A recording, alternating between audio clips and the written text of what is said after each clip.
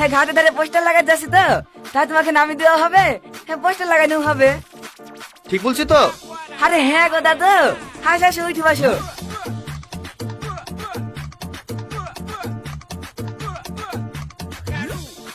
ও দাদু, আমাকে কি করবে? আচ্ছা শালা তুই শাশুড়ি যে হাত পার হয়ে চলে আসছি, তবে কথা বলা ছাড়ছে না। ও দাদু, আমি কিন্তু খুব ভালো রান্না করতে জানি। বিয়ের পরে শুধু তোমাকে বিরিয়ানি করে খাবো। আচ্ছা তাহলে পড়লো যে এই দিবকে শুনি তো, তোর কথা শুনে দাদু রেগে যাইছে।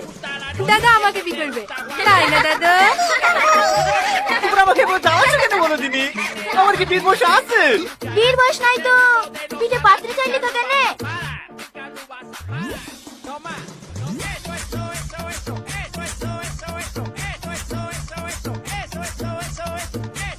এইবার বুঝতে পেরেছি